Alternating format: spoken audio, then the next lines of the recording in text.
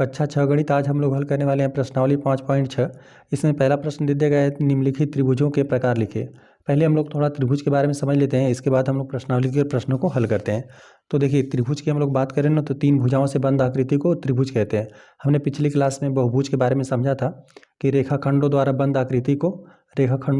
आकृति को बहुभुज कहते हैं। बहुभुज की बात करें तो यहाँ पर हमने देखिए त्रिभुज भी इसमें हो सकता है, बस भुजाओं से बंद आकृति होनी चाहिए। आप चाहें जितनी भुजाएं ले लें, बस भुजाओं से बंद आकृति होनी चाहिए। यहाँ पे आप 6 भुजाओं का भी इस्तेमाल कर सकते हैं। इस प्रकार से हम बना देते हैं। 5 भुजाओं का इस्तेमाल कर सकते हैं, 6 भुजाओं का इस्तेमाल कर सकते हैं। तो इस प्रकार से आप जितना कुछ भी आकृति बनाएंगे सब बहुभुज कहलाएगा। तो यहाँ पे बहुभुज का ही एक भाग है त्रिभुज। 3 भुजाओं से बंद आकृति को त्रिभुज कहते हैं, या फिर इसको आप इस प्रकार से भी कह सकते हैं कि ऐसा बहुभुज जिसकी 3 भुजाएं हों। ठीक है, बहुभुज का तो गुण इसमें रहेगा ही, बस इतना भी बोल देंगे कि ऐसा बहुभुज जिसकी 3 भुजाएं हो त्रिभुज कहलाता है। तो चलिए, इसके हम लोग नामकरण 2 प्रकार से किया जाता है। एक तो भुजाओं के आधार पर किया जाता है, एक कोणों के आधार पर। तो इसका हम लोग नामकरण के बारे में समझ लेते हैं, इसके बाद ही हम प्रश्नावली के प्रश्नों को अच्छे से हल कर पाएंगे। यहाँ पर पहला पॉइंट है भुजाओं के आधार पर त्रिभुजों का नामकरण। यहाँ पर पहला है विषमबाहु त्रिभुज। कोई भी त्रिभुज विषमबाहु त्रिभुज कब कहलाएगा? एक त्रिभुज जिसकी तीनों भुजाएं बराबर नहीं हो विषमबाहु त्रिभुज कहलाता है। मान लेते हैं इस प्रकार से हमने एक त्रिभुज बना दिया, नामकरण कर देते हैं ABC हमने नामकरण कर दिया। तो यहाँ पर तीनों भुजाएं बराबर नहीं होनी चाहिए। यहाँ पर मान लेते हैं, यदि सेंटीमीटर में ही मान लेते हैं ये 2 सेंटीमीटर है, या 3 सेंटीमीटर है, या 4 सेंटीमीटर है। इस प्रकार से यहाँ पे चारों भुजाएं भिन्न होनी चाहिए।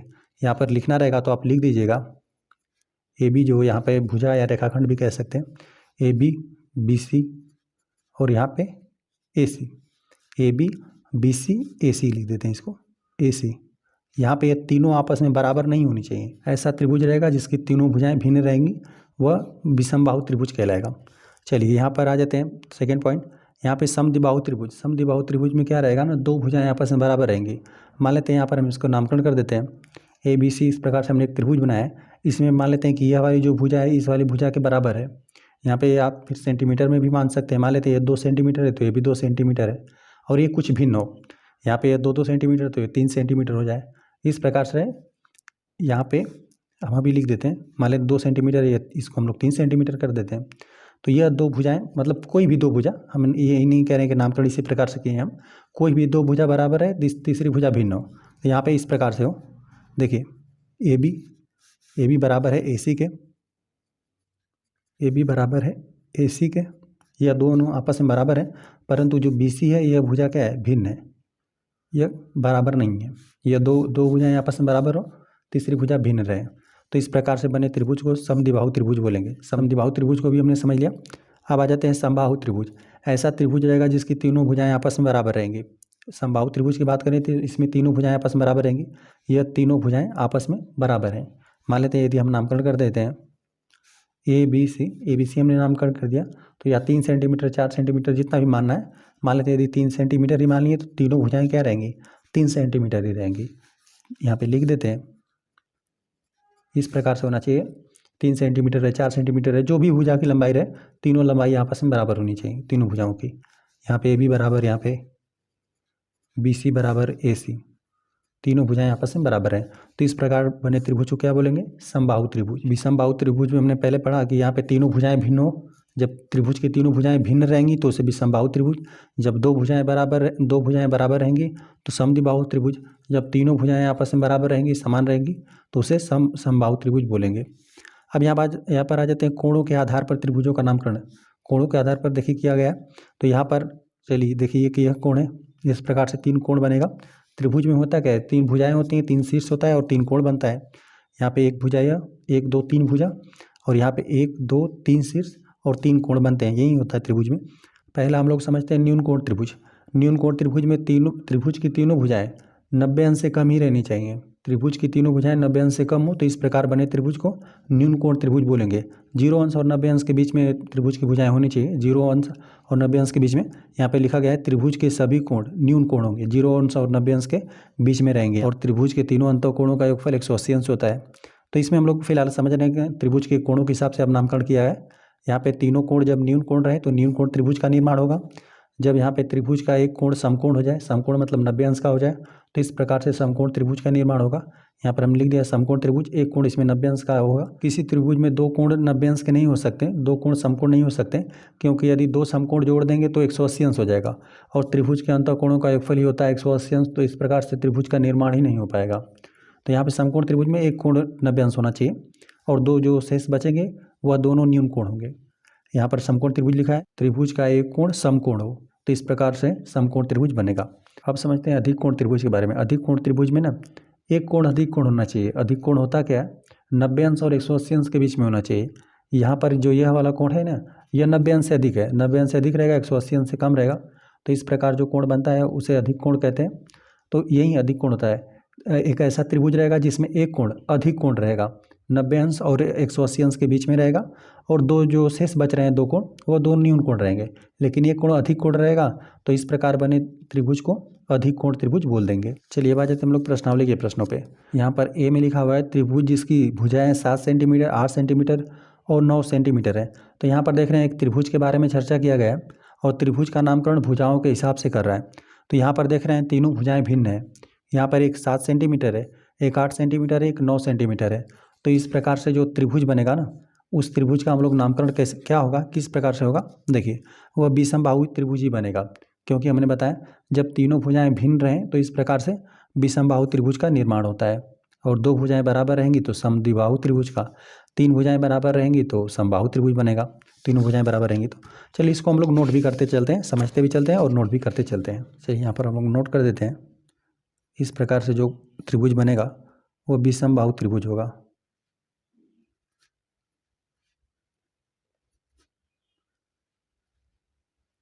आ जाते हैं हम दूसरे प्रश्न पे। यहाँ पे दिया हुआ त्रिभुज ABC जिसमें AB बराबर 8.7 सेंटीमीटर है, AC बराबर 7 सेंटीमीटर है और BC बराबर 6 सेंटीमीटर है। तो यहाँ पे त्रिभुज के भुजाओं के हिसाब से ही नामकरण दिया हुआ है। तो यहाँ पर देख रहे हैं ना कि तीनों भुजाएं भिन्न भिन्न है, एक 8.7 सेंटीमीटर है, एक यहाँ पे 7 सेंटीमीटर है, एक 6 सेंटीमीटर है, तीनों भुजाएं भिन्न है। तो यहाँ पर भी जो त्रिभुज का निर्माण होगा वो अभी विषमबाहु त्रिभुज ही होगा। यहाँ पर हम लोग लिख देते हैं बी में विषमबाहु त्रिभुज।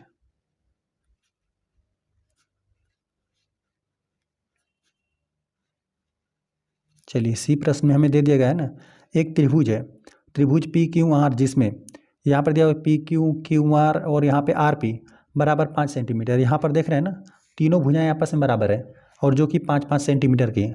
तो इस प्रकार से जो त्रिभुज का निर्माण होगा वह समबाहु त्रिभुज का निर्माण होगा। देखिए हम लोग समबाहु त्रिभुज में ही पढ़े, यहाँ पे कोई भी त्रिभुज रहे, यहाँ पर तीनों भुजाएं आपस में बराबर है, तो यहाँ पर 5-5 सेंटीमीटर दे दिया गया है, यहाँ पर 3-3 सेंटीमीटर हमने मानकर आपको समझाया। तो यहाँ पर बस ये समझ लीजिए कि तीनों भुजाएं आपस में बराबर रहेंगी, तीनों भुजाएं बराबर है, और यहाँ पे 5-5 सेंटीमीटर का दिया हुआ है। तो यहाँ पर यह इस प्रकार से जो त्रिभुज बनेगा उसका वो क्या कहलाएगा, समबाहु त्रिभुज कहलाएगा। तो बस यहाँ पर लिख दीजिए तीनों भुजाएं आपस में बराबर हैं तो समबाहु त्रिभुज यहाँ पे हो गया समबाहु त्रिभुज। चलिए आ जाते हैं डी प्रश्न पे। डी प्रश्न में हमें दे दिए गए ना, यहाँ पे एक त्रिभुज है, यहाँ पे दिया हुआ है त्रिभुज DEF जिसमें यम कोण D, यहाँ पे कोण D दे दिया गया है 90 अंश, मतलब कि एक कोण जो इसमें है, जो त्रिभुज है, त्रिभुज का एक कोण कितना है, 90 अंश है। तो इस प्रकार से समकोण त्रिभुज का निर्माण होगा। यहाँ पर हमने पढ़ा ना कि जब एक कोण 90 अंश रहे तो यहाँ पे इस प्रकार से जो त्रिभुज बनेगा वह समकोण त्रिभुज कहलाएगा। तो बस यहाँ पर लिख दीजिए डी में समपूर्ण त्रिभुज। चलिए ई वाले प्रश्न में आ जाते हैं। ई वाले प्रश्न में हमें दे दिया गया है, इसी प्रकार से दिया हुआ है कि यहाँ पे एक त्रिभुज है, त्रिभुज जिसमें यम, यहाँ पे कोण वाई, यहाँ पे XYZ है त्रिभुज जिसमें यहाँ पे एक कोण यम कोण वाई यहाँ पर दे दिया गया है 90 अंश, एक कोण 90 अंश दे दिया गया है। साथ साथ अब भुजाओं की भी चर्चा किया हुआ है। देख रहे हैं भुजा में यहाँ पे ना XY और YZ दो भुजाएं आपस में बराबर है। जब दो भुजाएं बराबर हैं तो उसे समद्विबाहु त्रिभुज बोलेंगे, समद्विबाहु त्रिभुज बोलेंगे इसको भुजाओं के आधार पे, और जो कोणों के आधार पर दे दिए गए हैं 90 अंश, तो यहाँ पर यह समकोण त्रिभुज भी होगा। समकोण त्रिभुज होगा इसके कारण कोण 90 अंश दे दिया गया है, तो समकोण त्रिभुज, और दो भुजाएं आपस में बराबर दे देंगे तो यहाँ पे भुजाओं के हिसाब से समद्विबाहु त्रिभुज बनेगा। दो प्रकार से इसका नामकरण होगा, लिख देते हैं समद्विबाहु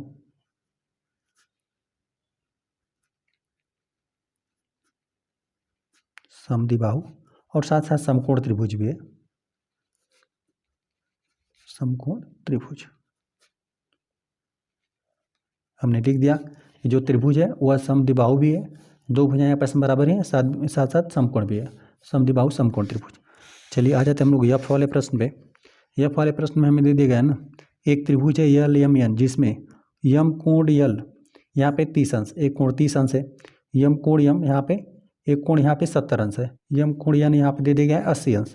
तो एक हम लोग देख रहे हैं कि 30 अंश है और एक है 70 अंश और एक है 80 अंश। यहाँ पे इन सबको यदि हम लोग जोड़ेंगे ना तो यहाँ पे 180 अंश आ जाएगा। त्रिभुज के अंतःकोणों का योगफल 180 अंश होता है। तो यहाँ पे देखिए 7 3 10 हो जाएगा, यहाँ पे 70 में 30 जोड़ देंगे 100 हो जाएगा और 100 और 80 जोड़ देंगे 180 अंश हो जाएगा। त्रिभुज के तीनों अंतःकोणों का योगफल 180 अंश होता है।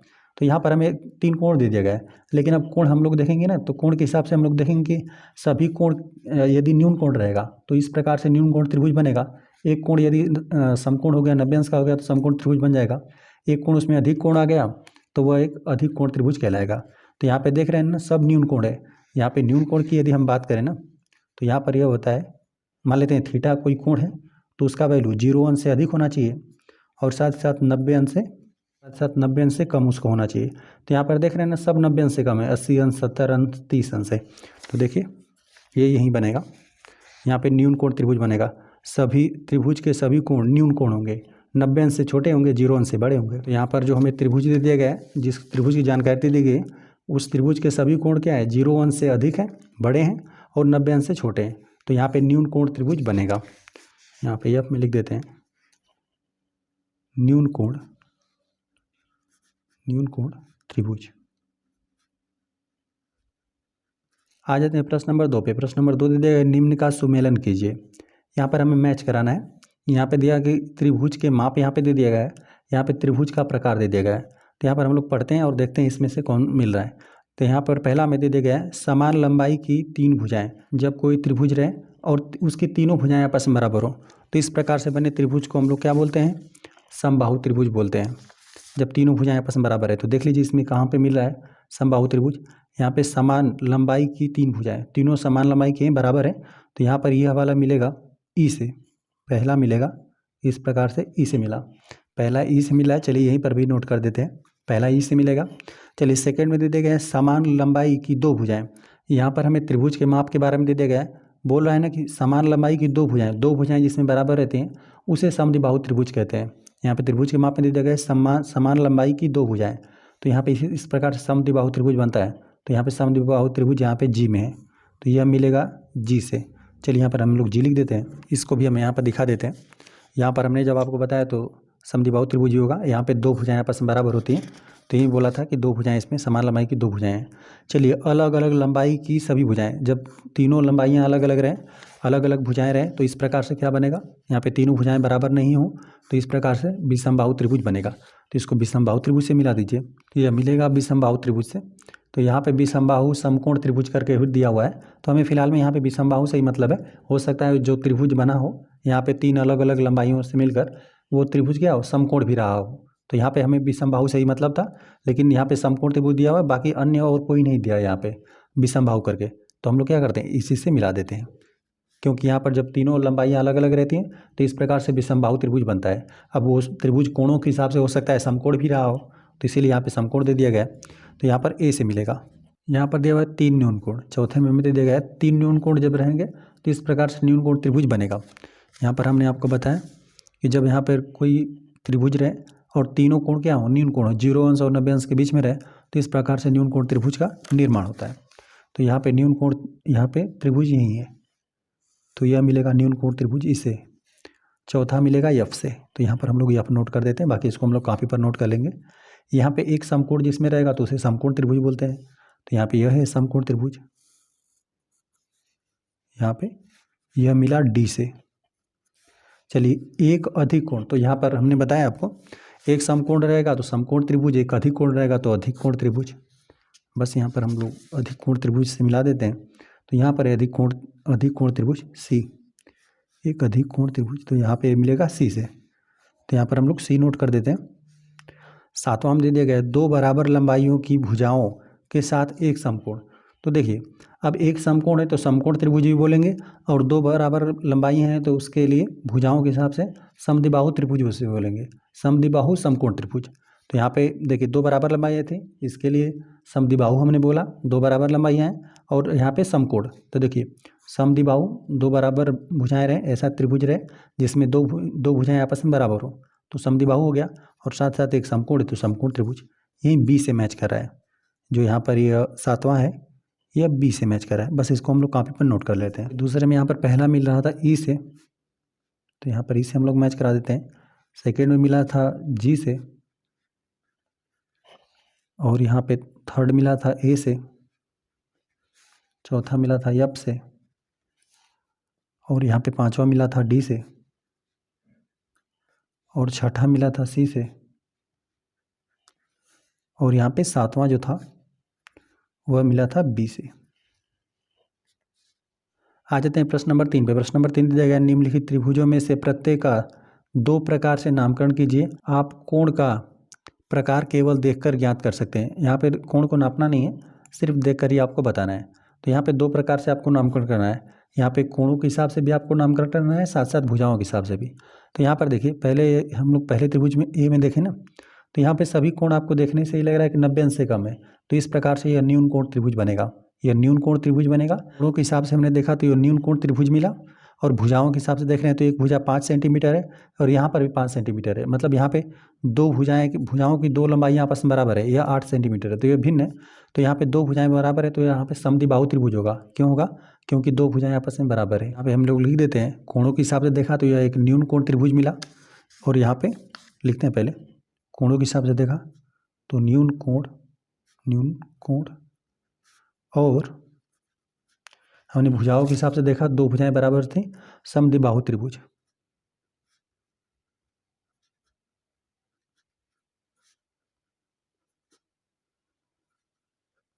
चलिए अब बी वाले प्रश्न में हम लोग यदि कोणों के हिसाब से देखें तो यहाँ पे एक कोण इस प्रकार से बनाया रहेगा ना, तो इसका मतलब यह 90 अंश का कोण है।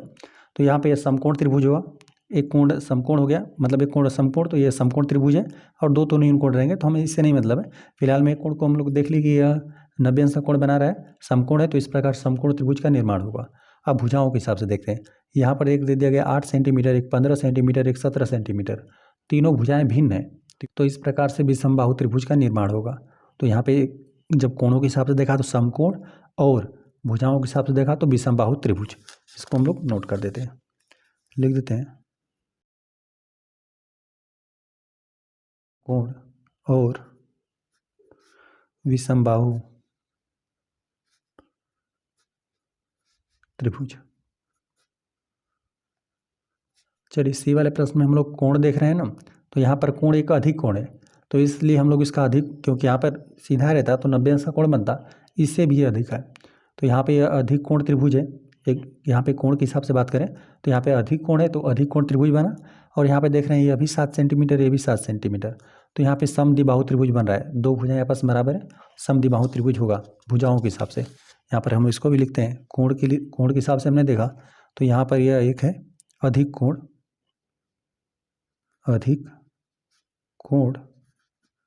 और भुजाओं के हिसाब से हमने देखा अधिक कोण त्रिभुज कहलाएगा, और भुजाओं के हिसाब से हमने देखा तो समद्विबाहु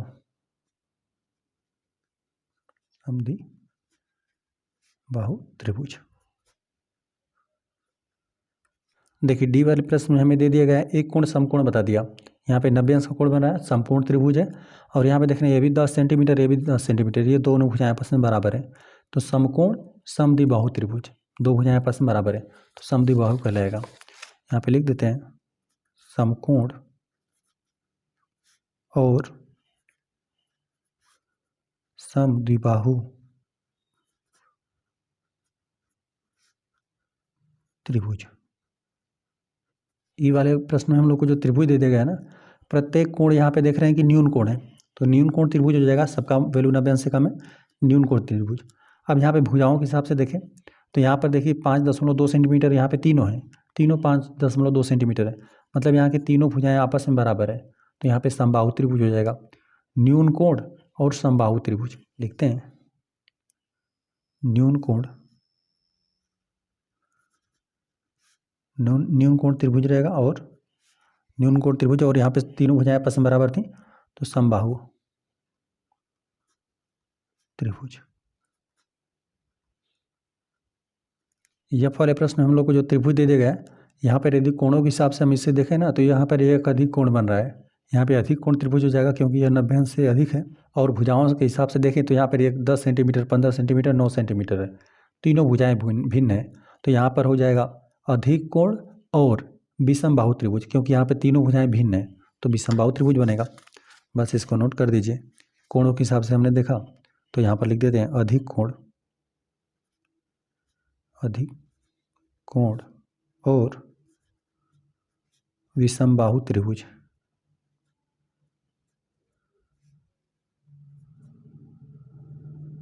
आ जाते हैं प्रश्न नंबर 4 पे। प्रश्न नंबर 4 दे दिया गया है ना, माचिस की तीलियों की सहायता से त्रिभुज बनाने का प्रयत्न कीजिए। इस प्रकार से कुछ बनाकर आपको दिखाया भी हुआ है। यहाँ पे 1 2 3 4 5 यहाँ पे तीलियों का इस्तेमाल करके त्रिभुज बनाया हुआ है। इस प्रकार 9 तीलियों का इस्तेमाल करके यहाँ पे त्रिभुज बनाएगा, और यहाँ पर भी एक त्रिभुज वाली आकृति बनाई गई है जिसमें कुल 2 2 4 6 7 8 9 तीलियों का इस्तेमाल किया गया। इनमें से कुछ आकृति में दिखाए गए, जिस प्रकार से दिखाए गए हैं, क्या आप निम्न से त्रिभुज बना सकते हैं। यहाँ पे ए से लेकर डी तक आपको दिया हुआ है कि इस प्रकार से कंडीशन दिया हुआ है, इस प्रकार से आप त्रिभुज बना सकते हैं। तो ए में हम लोग पढ़ते हैं, दिया हुआ है ना कि 3 माचिस की तीलियों की सहायता से आपको त्रिभुज बनाना है। और देखिए यहाँ पे ध्यान रखिए, यहाँ पर और भी आगे हमें दिया गया कथन कि ध्यान रखिए कि आपको प्रत्येक स्थिति में सभी उपलब्ध माचिस की तीलियों का उपयोग करना है। प्रत्येक स्थिति में त्रिभुज के प्रकार का नाम बताइए। यहाँ पे प्रत्येक स्थिति में त्रिभुज के प्रकार हमें बताना है, किस प्रकार का त्रिभुज है। यदि आप त्रिभुज नहीं बना पाते हैं तो उसके कारण के बारे में सोचिए। इस प्रकार से हमें दे दिया गया, यहाँ पर प्रत्येक स्थिति में त्रिभुज के प्रकार का नाम बताइए, नाम भी बताना है। चलिए यहाँ पर पहले दे दिया गया है ना कि तीन माचिस की तीलियाँ हमने यहाँ पर ले लिया गया, और इस प्रकार से इनसे आपको त्रिभुज बनाना है। तो किस प्रकार से आप त्रिभुज बनाएंगे, सिंपल बस आपको इस प्रकार से कर देना है और आपको एक त्रिभुज का निर्माण हो जाएगा। ठीक, तो इस प्रकार से हमने आपको त्रिभुज बना कर दिखाया। यदि माचिस की तीनों तीलियाँ आपस में बराबर हैं तो इस प्रकार से समबाहु त्रिभुज बनेगा। तीनों यहाँ पे तीलियों की तीनों लंबाइयाँ आपस में बराबर हैं तो समबाहु त्रिभुज बनेगा, समबाहु त्रिभुज। और यदि कोण के हिसाब से हम लोग बात करेंगे तो यहाँ पे न्यून कोण त्रिभुज बनेगा, यहाँ पर भी न्यून कोण, यहाँ पर भी न्यून कोण बनेगा। और यहाँ पर हमें दिया हुआ है ना, क्या आप निम्न से त्रिभुज बना सकते हैं, तो हम लोग लिख देते हैं हाँ। और यहाँ पे 3 माचिस का तीलियों का जब हमने इस्तेमाल किया तो न्यून कोण त्रिभुज मिला। न्यून कोण त्रिभुज जब हमने कोणों के हिसाब से देखा, जब भुजाओं के हिसाब से आप देखेंगे तो समबाहु त्रिभुज मिलेगा, क्योंकि तीनों भुजाएं आपस में बराबर रहेंगी। तो यहाँ पर पहले में हम लोग लिख देते हैं कि हाँ हम लोग त्रिभुज बना सकते हैं। और बनाया तो किस प्रकार का आपको त्रिभुज मिला, 3 तीलियों का इस्तेमाल किया गया। तो यहाँ पर लिख देते हैं न्यून कोण और समबाहु त्रिभुज, तीनों भुजाएं आपस में बराबर थी, समबाहु त्रिभुज। अब बी वाले प्रश्न में 4 तीलियों का इस्तेमाल करना है। तो यहाँ पर 4 तीलियाँ हम लोग ले लेते हैं, और इनसे आप त्रिभुज यदि बनाना चाहें, मान लेते हैं कि हमने 2 को इस प्रकार से रख दिया, 2 को इस प्रकार से रखा, और तो फिर यहाँ पे इन दोनों को लेकर हम लोग त्रिभुज नहीं बना पाएंगे। इसको बनाएंगे तो यह इसी प्रकार से आकर इस पर चिपक जाएगा। यदि वर्ग बनाना रहता तो हम लोग बना देते, वर्ग या चतुर्भुज बनाना रहता है, 4 भुजाओं वाली आकृति बनाना रहता तो हम लोग इस प्रकार से करके 4 भुजाओं वाली आकृति हम लोग बना देते हैं, चतुर्भुज बना देते हैं। लेकिन यहाँ पे त्रिभुज इनसे बनाना संभव नहीं है। यदि हम लोग 4 तीलियों का इस्तेमाल करें ना, तो 2 को तो हम लोग चलिए इस प्रकार से सीधा रख देते हैं, इसी प्रकार से बनाएंगे। और इस प्रकार से यदि आप मिलाकर त्रिभुज बनाना चाहेंगे तो ये मिलेगा ही नहीं, है ना। और मिलेगा तो इस प्रकार से आप मिलाकर लाएंगे तो इस प्रकार से इस पर चिपक जाएगा। तो इसका कारण क्या है कि क्यों नहीं 4 तीलियों से बन रहा है, क्योंकि यहाँ पर एक यदि और तीली रहता ना, तो एक और तीली रहता तो बन जाता। यहाँ पर मान लेते हैं हमने एक आधार बना दिया इन दोनों का। यदि हम मान लेते हैं एक का भी हमने आधार बना दिया, ठीक है, एक तीली का यदि हम आधार बनाकर देखते हैं तो सेम वही कंडीशन आपको मिलेगा। मान लेते हैं फिर आप 2 तीली इस प्रकार से लगाना पड़ेगा, एक तीली को आपको इस प्रकार से लगाना पड़ेगा, तब आप त्रिभुज बनाएंगे। तो यहाँ पर बन ही नहीं पाएगा, यहाँ पर ये मिल ही नहीं पाएगा। यदि इन 2 तीलियों को एकदम सीधी लाइन में रखकर आप त्रिभुज बनाने का प्रयास करेंगे तो इसको और इधर ले जाएंगे और इधर इस प्रकार से ले जाएंगे तो ये एकदम से इस पर मिल जाएगा, दोनों संरेख हो जाएंगे, एक ही रेखा में हो जाएंगे, लेकिन आपको त्रिभुज नहीं प्राप्त होगा। और इसका कारण क्या है कि यहाँ पर त्रिभुज नहीं बन पा रहा है। इससे संबंधित हम लोगों ने पिछले अभ्यासों में इसके बारे में हमें पढ़ा था कि जब भी कोई त्रिभुज रहे, त्रिभुज के निर्माण के लिए ना, मान लेते हैं कोई त्रिभुज बना हुआ है, उसके तीनों भुजाएं हैं, तो जब भी दो भुजाओं को जोड़ते हैं तो तीसरी भुजा से उसकी लंबाई अधिक रहती है। कोई भी त्रिभुज रहे, यहाँ पे दो भुजाओं को उसको जोड़ेंगे, दो भुजाओं की लंबाई शेष जो एक बच रहा है ना, उससे हमेशा अधिक रहेगा। दो भुजाओं का योग एक भुजा से अधिक ही रहेगा, किन्हीं दो को आप जोड़ेंगे। तो यहाँ पर ना, यहाँ पर क्या हो रहा है कि मान लेते हैं एक यह आधार यह इसका है, तो यहाँ पे इसकी लंबाई इसके बराबर नहीं होनी चाहिए। इन दोनों का मिलकर ना यहाँ पे कुछ एक और तिल्ली हो जा, एक और माचिस का तिल्ली रहता तो हम लोग बना देते त्रिभुज, लेकिन यहाँ पर नहीं बन पाएगा। क्योंकि त्रिभुज की किन्हीं दो भुजाओं का योग तीसरी भुजा से हमेशा बड़ा होना चाहिए, तभी त्रिभुज बनेगा, अन्यथा बनेगा ही नहीं। तो यहाँ पर हम लोग लिख देते हैं कारण, यहाँ पे बी में लिख देते हैं संभव नहीं है, यहाँ पे संभव नहीं रहेगा, वो नहीं है क्योंकि त्रिभुज की दो भुजाओं का योग, दो भुजाएं रहेंगी, भुजाओं का योग तीसरी भुजा से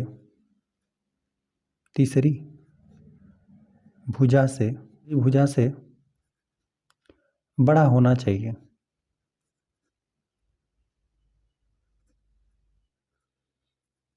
ठीक है, इसीलिए यहाँ पे त्रिभुज का निर्माण नहीं हुआ। चलिए आ जाते हैं हम लोग सी वाले प्रश्न में। यहाँ पर हम लोग ट्राई करते हैं। यहाँ पर दिया हुआ है ना 5 माचिस की तीलियाँ, तो यहाँ पर हम लोग 5 माचिस की तीलियाँ ले लेते हैं।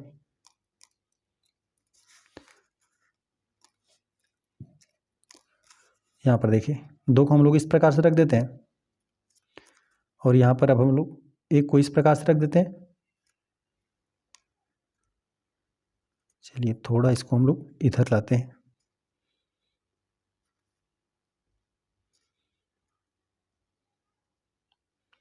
इसी प्रकार से बनेगा त्रिभुज, यहाँ पर बन जाएगा। ठीक है, आप चाहें तो और अच्छे से बना लीजिएगा इसको। तो यहाँ पर इसको हमें देखने से आइडिया लगे ना कि यहाँ पर त्रिभुज बन पा रहा है। और इस त्रिभुज की हम लोग चर्चा करें तो यहाँ पर दो लंबाइयाँ तो आपस में बराबर ही रहेंगी। यह वाली लंबाई, जो यह दोनों लंबाई हैं, क्योंकि दो दो तीलियों का इस्तेमाल किया गया है, तो यहाँ पे दो भुजाएं तो आपस में बराबर हैं, तो यहाँ पे समद्विबाहु त्रिभुज बनेगा। दो भुजाएं बराबर हैं, समद्विबाहु त्रिभुज बना। और यहाँ पे प्रत्येक कोण क्या है, 90 अंश से कम है। यह भी कोण 90 अंश से कम है, यह भी, और यहाँ पर यह वाला भी कोण 90 अंश से कम रहेगा। तो यहाँ पे न्यून कोण त्रिभुज बनेगा। यहाँ पे लिख देते हैं कि हाँ यहाँ पे संभव है, लिख देते हैं हाँ हम लोग 5 तीलियों से त्रिभुज का निर्माण कर सकते हैं। और यहाँ पे लिख देते हैं कि जो त्रिभुज बना समद्विबाहु, और यदि कोणों, समद्विबाहु त्रिभुज बना, यदि कोणों के हिसाब से बात करें तो न्यून कोण त्रिभुज बना। तो लिख देते हैं न्यून कोण और समद्विबाहु त्रिभुज का निर्माण हुआ। चलिए आ जाते हैं हम लोग डी वाले प्रश्न पे। डी वाले प्रश्न में कुल 6 तीलियों का इस्तेमाल करना है। 6 तीलियों का इस्तेमाल करेंगे तो इसी प्रकार से बनेगा। दो दो तीलियाँ आप ले लीजिएगा साथ में, यहाँ पे ले लेते हैं 4 2 6। चलिए दो दो तीलियों का आपको इस प्रकार रख लेना है। ठीक है,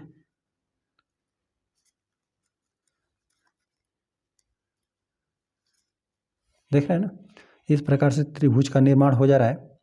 तो यहाँ पर देख रहे हैं कि यहाँ पर दो दो तीलियों का इस्तेमाल किया गया है। दो दो तीलियों के से प्रत्येक भुजा बनी हुई है, तो इस प्रकार से समबाहु त्रिभुज बनेगा।